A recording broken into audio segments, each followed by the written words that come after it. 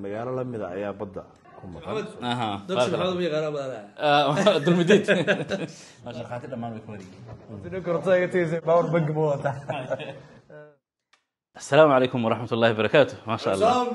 قدومي ما شاء الله ما شاء الله ما شاء الله عافماتينا الحمد لله ما شاء الله. welcome oo bigu soo dhaw galmudug hormartay صح tiigsanaysa hormar weyn aad ما شاء الله ayaa runtii ku soo aaday ما شاء الله قدومي هل مرة تقنو halkaan ugu soo dhaweynaa Allah ku barakeeyo قدومي ما شاء الله ما شاء الله ما شاء الله ما شاء الله فدوه ما شاء الله سكوا نسيتي الله الحمد لله عاود soo gaarnay dabcan inaad halkan ka soo muuqato ma ahan markii koowaad ku farxay Mustafa ما شاء الله شرف النوطة أنا سو موقنو ما شاء الله هذا كيف سودواد محمود سلطان محمود وكنا سلطان كوا مر بيد الله بشير براروق iyo halkaas ay fadhiyaan iyo سودواد qalab xor iyo ma sha Allah wasiirkii waa kuwaas halkaas fadhiyaan ma sha Allah gudahan galina miya okay adeer Umar Allah ما شاء الله بارك الله فيكم aad u mahadsantihiin halkaas aan soo laaban doono ma sha Allah fiican fiicantahay الحمد لله قدومي ما شاء الله ما شاء الله meesha wad nuuriseen الله يدين نورو قدومي دور ما شاء الله iska war xaaladaada ku soo dhawaada magaalada Nahobiyo runtii waa loo banaro joogteeno iminka saddexaad in tahay baa maleenaya magaalada soo aragteen xaaladda soo qiimeyseen degmadani degmo wax weey taariikh hore leh raadii ugu horeeyay oo Talyaanigu oo kala xiriiro Roma Soomaaliya halkaan ku xiray Nahobiyo meel dhabarkeena ay أنا أساسي أتاريخ وين تهي مدرسة. بس هذا أساس تاريخ وين تهي. وأنا دقمدي صدحات سومالي دقمة لقى دقوم. مرك دقمة لقى. هل مركا ماشان وحنا نوش يعني برنامج قوي ما شاء الله إلى أول إنه قصص على. وحنا نفرض كذا سوق البشير براد. وحالك سيانا مكان كل إن شاء الله تعالى جديد خلاص أكيد هذين كانوا سورة قرين هكذا وكم يدي خلق حر. أنا ما قاعد لها مركي سيان وثبت عنها. أبو غادر. أبو غادر ما شاء الله. سودو برنامجيدا حقيقة كان وحنا ما كان حرقني بل أيضا وحكي. شيخ محمد أبو ما صنطهاي الشيخ مصطفى والأم هذا علينا قدام يسمعن أذيعنا وكعجم هذا علينا محتاج أن وصل دويسي رنتي قف كستوه بيصوب بغضة أدب وصل دويسا مجال برنامج كذا وهر تكتا أنا قلنا الصوت دوين لها من جورها بين صقلني marka markay noo noqon doonto hadii alla qadaro hobiyo sida gudoomiye oo xusay marxalad badan bay soo martay marxaladda maanta ay marayso waxa weeye in shaqooyinkii la hayay sanadihii la soo dhaafay inay dekad dhaleen daraasad dekadeed baa 2022 la sameeyay shirkad Turkiya ayaa shaqada qabatay shirkadaas dhowr jeer bay halkan ku soo laalaabatay xilli baddu degan tahay iyo xilli baddu kacsan tahay si macnaha maartay wave-ka maartay ama mawjadaha ay u ogaadaan iyo badal dekada la dhisayo tayadeeda iyo nooceeda tahay marka hadda hadii alla qadaro qalabkii hadda dekada lagu dhisay hobiyo yaala in yar baa dhiman intii yareedna insha Allah taala goor dhow ay soo xaran doonto hadii alla qadaro wax hadda aan sugnaa waxa weeye ilaahay idinkii wali lama iclaamin laakiin waxaan qiyaasaynaa bisha October intaysan dhamaanin in faceka koowaad dhismihiisa la bilaabayo faceka koowaadna wuxuu ka koobnaan doonaa hadii la qadaro 4 markab oo waaweyn iyo kayd shidaal lacagtaas dekada hadda lagu dhisi lahaana badankeed akoonkay ku jirtaa alxamdulillah shirkadda Turkida qandaraaska qaadatayna waa midii daraasada noo sameysay 4 sano hor meesha aan keenay iyada ku guuleysatay shirkada kale la hadlay oo Djibouti fadhiya kuwan albayrak muqdisho fadhiya oo la hadlay midaan baa loo arkay inay capacity-gaas leedahay dugsiyada barashada quraanka kariimka ee macallin quraan online ayaa hab online kugu soo gaarsiinaya barashada quraanka kariimka cilmiga shariicada islaamka goob kastoo dunida kaga joogto iyo waqti kastoo ay haysato hadii baan shaqo ku jirto iyo hadii aad gurigaaga joogto qana laha jinsi u gaaro dugsigan waxa wax ka dhiganaya caruur yar roole rag iyo dumar waa soo doonaya inay bartaan barashada quraanka kariimka aqoonta kala duwan ee dugsigan lagu qaadanayo waxa kamid ah barashada quraanka kariimka akhrinta iyo qorista igada luqada carabiga iyo qaybaha shariicada islaamka sida tafsiirka aqeedada islaamka ahadiista nabigeena ee waliba fiqiga waxaana duruustu ay ku soo gaaraysaa aaladaha telegramka skype iyo waliba whatsappka waxaana ardayda daafaha dunida joogta loo soo diraya shahaadooyinkooda marka ay ka dhameystaan aqoonta kala duwan ee dugsigan hadaba haddii aad tahay waalid naxariis badan oo ubadkiisa la raba inuu ku barbaariyo barashada quraanka kariimka wixii faahfaahin waxaad ka weydiinaysaa ciwaanada iyo taleefanada shaashada kaaga muuqda wargelin muhiima markaska alfaaruq online academy waa markas lagu barto xifdinta quraanka kariimka iyo culuumtiisa hab online adigoo jooga gurigaaga goobtaada shaqo ama xitaa dalka dibadiisa markasku wuxuu ubadkay dadka waaweyn baraya ingaada quraanka kariimka tajwiidkiisa siirada nabiga sallallahu alayhi wasallam alfaaruq online academy waxaa kuugu diyaara macallimiin khibrad iyo arrimo durugsan u leh maadooyinka ay kuu dhigayaan markasku waxa uu ku yaallaa magaalada muqdisho wixii faahfaahin dheeraada fadlan soo wac telefoonada shaashada kaaga muuqda haddaba ballanteennu waa barashada iyo xifdinta qur-aanka kariimka iyo culuumtiisa hab online ah iyo markaska alfaaruq online academy magaalada hadda nolol ahaan runtii dee magaalo waxa weeye harjo badan qabno waxyaalaha doona aas-aaska dee nolosha bulshada ka mid ah oo noo qabsoomaya waxaa taasi dheer mashruucan weyn ee dekadda oo hadda aan rajeynayno runtii dee keliya maahan hob iyo dekad yaarata waxaan u soconno waxaan rabnaa xoolaha maanta dee laga soo qaadayo harar dheere ee loo dhigayo masaafada aragtay oo dheer in loo helo xal in loo helo in ilaa hiiraan ilaa iyo galguduud meesha u dambaysa in adeega u gaaro marka bulshada meeshaas ku dhex nool waa fahmi kartaa baahida ay u qabaan adeegan iyo masaafada ay wax uga yimaadaan mashruucan dekadaahi galmudug iyo shacabkeedaba waxaa uga gol leenahay mashruuc runtii guulaysta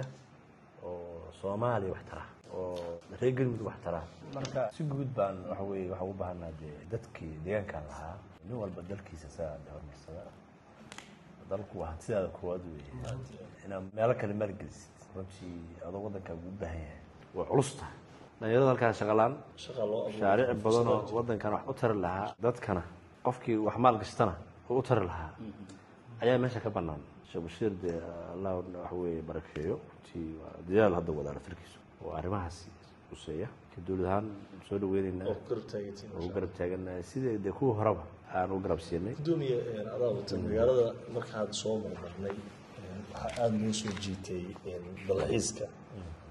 waa magaalo runtii la dhihi karo Spain iyo meelo badan iyo Morocco iyo dadka u dalxiis tagaan meeshana ka dalxiis wanaagsan baa la dhihi karaa arrimaha dalxiiska maxaa idinkaga qorshaysan soo jiidashadeeda iyo waa maasan tahay hadda waxaa noo yimid dad badan wax noo yimaada oo hadda group badan baa ilaa 3 group oo waddanka ah meelo badan ka yimid ayaa noo yimid ciddii maalgashanaysa fursada u furanta hadda dhulka xeebta ay dowladda ayaa iskale ilaa iyo 450 mitir sida guud oo galmudug oo dhan marka ka dowlad ahaan anagoo dee madaxda naga sarreysana kaashanayna ayaan idka caawinaynaa arrimahaasi qofkii dee markaasi diisa u qaba annaga hobyo maanta u joogno oo hobyo aan rabno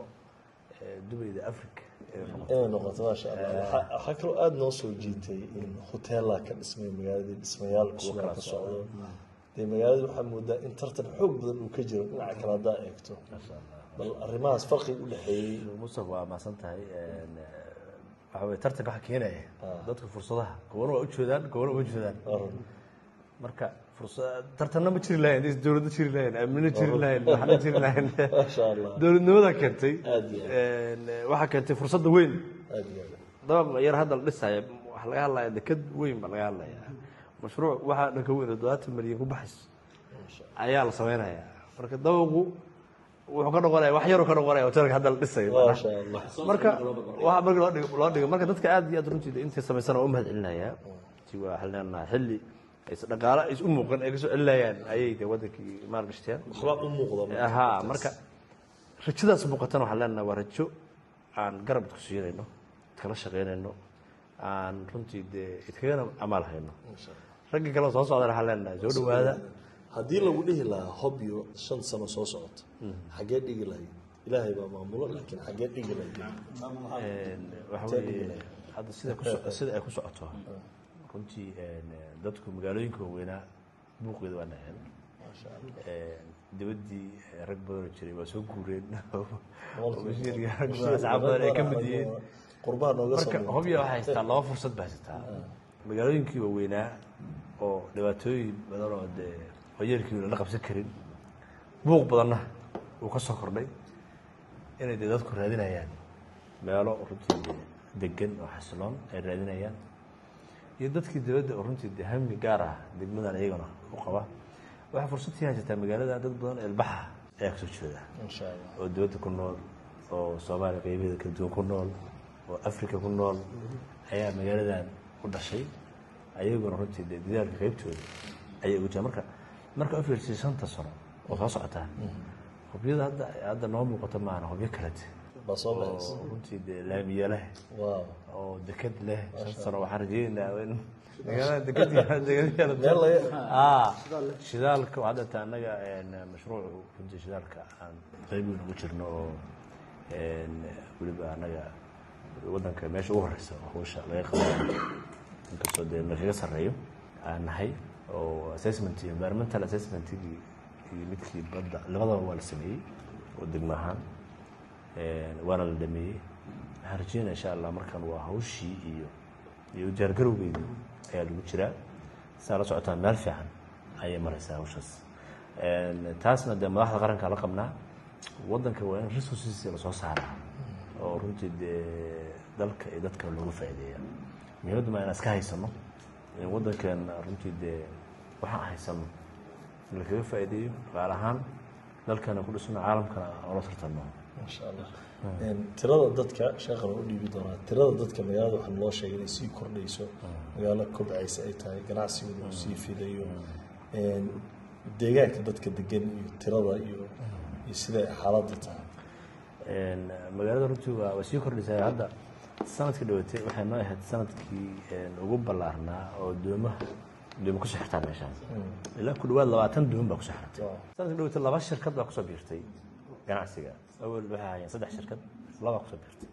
oo hal mar soo wada biiray sanadkii dhawatay wax kiisa oo diiwaan gelinay oo dhibaato ma jirin 20 ka doon ku dhawaadkaahi waxay ku digeen nabada ku digeen marka wax u socdaa populationka dadka wuu sii kordhaya waayo kuwa xamaali usoo doonta meesha kuwa waxay usoo raadsadaan ganacsiga kuwa wakiilo waxay yihiin baabuurta soo degaysa alaabaha soo dega wakiilo ka ah qalabka dhismaha soo dega waxaa soo dega shidaalka baabuurta ka soo degta wax taas dheer magaalada si guud awal populationkeeda waxaan sameynay xaafadaan sameynay 4 xaafadoon qaybinay xaafad kastana waxaan sii sameynay laamo xaafadaha magacyo leeyihiin xaafad walba xaafad kasta maamul gaar ah magacyada qaar nooga sheeg magacyada midug waa jecelahay si guud magacyada Soomaaliya ay la wadaagaan jiro magacyada si caadi ah weey marka xaafad ka soo noo qorantaa marka gudoomiyaha xaafadaas qolada ku soo birta oo soo gudbiya xaafadaas amnihan macnaha si dariiseynka aan wada hadlaynaa booliskii iyo sida amniga meesha macnaha ay u wadaagto qofka magaalada ku soo kordhana loo ogaado magaalada amnigeeda annaga hadda meelo badan aan soo marnay sheeqa ilaa muqdisho safarkeeni ka soo bilowday London markaan ka imaanay meelo badan aan soo marnay meelo kale oo noo dhiman insha Allah ilaa hadda meelihii aan soo marnay waxaan dareemaynaa meelaha ugu ammaanka badan inay tahay marka ammaanka intee ka keenteen intee hadda maraysaa ma sha Allah caawda ammaanka waxaa laga dareemi karaa magaalada saa u dhex soconay baryahan magaalada waxay soo martay xaalado adag ba soo martay waddanka waxay la wadaagaysay xaaladda guud waddanka jirtay maanta wixii oo dhan bulshadu waa ka heshiiyeen dadka magaalada joogay runtii dad ayagu amnigooda ka shaqeysta oo noo soo sheegaa waxaan u sheegnay annagu inaan amniga dadka loo ilaalin lahayn ahayn laakiin dadka ayaga amniga loo ilaalin lahayn in ayaga yihiin magaalada in xaaladdeeda la socdaan iskada waxay noo soo sheegaan kiisas dhacaya ay noo sheegaan oo soo socda ayay noo sheegaan oo ay runtii aad baa ugu mahadnaqaya booliiska magaalada iyo runtii cadaaladuna way jirtaa maxkamad ayaa jirta dadka maxkamadda aadaan maxkamadoodii runtii howlahooda ay ku soo dhamaystaan magaalada xaalad caafimaad baa ka jirtay oo adag marka loo fiirsho xilliyada hore dalka ilaa 3 waqti baa loo joogtaa marka meeshaan imaanaynay waxa ugu dhow gabadha haddii dalweyso qalin loo diyaariyay waxaa la saaray gaari ilaa gaalkacyo gaari loo saaro oo runtii dee in gargaar lagu raadiyo ayaa jirtay maanta halkaan qalinka lagu sameeyo waxaa fahmi kartaa waxa u dhaxeeya adeega la qabtay wasaaradda caafimaadka runtii aad uga shaqaysay siyaasadda madaxweynaha iyo siyaasadda runtii guud caafimaadka waddanka ayaan qayb ka nahay meel fiican baa hawsha iyada noo maraysaa biyaha magaaladu ka fogtaa 27 kilomitir ay biyo ka yimaadaan magaalada ayagana waa hagaajinay weliba tubooyina soo gelay tubooyina soo gelay shaqo fiican baa runtii laga qabtay waa bashiira waagi horetana qayb ka ahaa raggii hawsha wax ka waday annaguna dee gadaal baan ka sii sameynay korontada oo ujeedin waa gnet waxyaalahaan aragnay waxaa ka mid ah Soomaali isbedelkeedana aan dhihi karno cajiibka ah biyaha nagama go'aan horta kow annaga markhaati dhammaan way ka wareegeen korontana waxaan u jeednaa xataa magaaladii korontada ku jirta arrintaas xogaa noo taabto si arrintaas ku soo runtii dee waxaa uga mahadcelinaynaa korontada meesha waxay tegaysay 2 saac lana 8 PM 8 PM ayay tegaysay runtii dee shirkadda Gecko oo runtii dee ka jirta Galmudug kamida shirkadaha korontada bixiya ayaa hadda korontada siisaa degmada maasha Allah waxaan u sheegnay kalsooni inay ku qabaan dhaqaalana ku imaanayo korontada magaalada la geliyo lagana dhigo 4 saac maasha Allah marka magaalada lixaad aan noqono Galmudug oo koronto 4 saac haysata ayadana guul kala weyn waaye 24 saacadood ay magaaladan koronto haysataa maasha Allah marka dadku waxaa rabnaa qofka hadduu yimaado magaalada yimaado mukeefka xilli walba shida karo maasha Allah oo sidoo koronto ay tagaysa power bank ma wata biyahana sidaas oo kale waa ayada soo kale waa maasha Allah marka amnigii iyo biyihii iyo korontadii oo isku iyo caafimaadkii waxbarashada runtii iskuulka degmada ku yaala markii ugu horeysay ayaa dugsi sare ardayda ka soo qalinjibiyay hobyo ardayda ugu horeysay sanadkan soo qalinjibisay dugsi sare hobyo ka soo baxda maanta ardaydu 3 kun ku dhow yihiin iskuulka runtii degmooyinka deegaanada dhan hobyana ilaa wax yar maanay intooda badan iskuulka ka hirgelinay iyo adeeg caafimaad ayaan ka hirgelinay ayaguna runtii meel fiican ayay noo maraysaa marka waddanku waa bilow way xaaladdiisu waa fadhisaa dadkuna nolosha way fahmeen nolosha marka laga hadlaa nolosha dadku way fahmeen waxay ahayd maamahada waxay noo ahayd annaga duurjoog miyaan nahay dowladnimo kama maarane duurjoogta dowladda annaga duurjoog miyaan dowladnimada runtii keentay aad baa runtii dee uga mahadcelinaya cid walba ka shaqaysaa runtii ka shaqaysay horumarkana waa sii waxaan rabnaa korontada maanta motor iyo waxa lagu tiirsan yahay shidaal waxaan rabnaa korontada renewable energy in laga dhigo oo dee la isticmaalo maanta dee waddankan dabeyl badan ka dhaxaysa dabeeshana koronto maanta loo bedelo ayaa runtii dee aan ku fikiraynaa oo runtii dee ay hobyo inaan hesho adeeg koronto oo runtii dee meelo badan koronto sii kara fursado badan baan haysanaa oo aysan magaalooyin badan haysan maasha Allah maasha Allah aad u mahadsantihiin hal mar waan ka cayaa madaxweynaha joognaa ku dhaha banaankan waad aragteen nalalka iyo quruxda iyo meesha qurbajoog waxaan leeyahay halkan fursado badan oo maalgashi ayaa ka banaan adinka idin sugaysaa hobyo inaad camirtaan ragii waan ka soo tagay marka intaas ayaan ku soo koobayaa maasha Allah ay barakeeyo dhamaantiina codka waxa laga yaabaa inaad halkaas ka maqlaysaan ay ugu hadlayaan sida ahaataba ii kaadi baasha waa isku ilaawee ما شاء الله وكا هي بارك الله فيكم وان سلامنا خلف حر halkaas oo fadhiya oo ku salaamay sidaas oo kale khulf xur ma sha Allah walaalku salaam assalamu alaykum wa rahmatullahi wa barakatuh wargelin muhiima markaska Al-Faaruq Online Academy waa markas lagu barto xifdinta Quraanka Kariimka iyo culuumtiisa hab online adigoo jooga gurigaaga goobtaada shaqo ama xitaa dalka dibadiisa markasku wuxuu u badkay dadka waaweyn baraya ingaada Quraanka Kariimka tajwiidkiisa siirada nabiga sallallahu alayhi wa sallam Al-Faaruq Online Academy waxaa kuugu diyaar macallimiin khibrad iyo arrimo durugsan u leh maadooyinka ay ku dhigayaan markasku waxa uu ku yaalaa magaalada Muqdisho wixii faahfaahin dheeraad ah fadlan soo wac telefoonada shaashada kaaga muuqda haddaba ballanteenu waa barashada iyo xifdinta Quraanka Kariimka iyo culuumtiisa hab online iyo markaska Al-Faaruq Online Academy dugsiyada barashada quraanka kariimka ee macallin quraan online ayaa hab online kugu soo gaarsiinaya barashada quraanka kariimka cilmiga shariicada islaamka goob kastoo dunida kaga joogto iyo waqti kastoo haysato hadii baan shaqo ku jirto iyo hadii adduunkaaga joogto qana laha jinsi u gaaro dugsigan oo dugsigan waxa wax ka dhiganaya caruur yar roole rag iyo dumar kuwaasoo doonaya inay bartaan barashada quraanka kariimka aqoonta kala duwan ee dugsigan lagu qaadanaya waxaa ka mid ah barashada quraanka kariimka akhrinta iyo qorista igada luqada carabiga iyo qaybaha shariicada islaamka sida tafsiirka aqeedada islaamka axaadiista nabigeena ee waliba fiqiga waxaana duruustu ay kugu soo gaaraysaa aaladaha telegramka skype iyo waliba whatsappka waxaana ardayda daafaha dunida joogta loo soo diraya shahaadooyinkooda marka ay ka dhamaystaan aqoonta kala duwan ee dugsigan haddaba haddii aad tahay waalid naxariis badan oo ubadkiisa la raba inuu ku barbaariyo barashada quraanka kariimka wixii faahfaahin waxaad ka weydiinaysaa ciwaanada iyo telefoonada shaashada kaaga muuqda ma rabtaa inaad barato sida lacag xalaal ah looga sameeyo online ku soo biir dulmidi.com oo hel koorsooyin faahfaahsan oo kaa caawinaya inaad horumariso xirfadahaaga waxaan hadda u fududeynay dadkeena inay lacag ka sameeyaan internetka dulmidi.com waxay bilowday barnaamijka affiliate-ka halkaasoo aad ku kasban karto ilaa 30% commission adiga oo dadka kale u gudbinaya koorsooyinkeena ma jiro wax maalgelin ah kaliya iska diiwaangeli hel linkaaga gaarka ah si aad u bilowdo lacag samaynta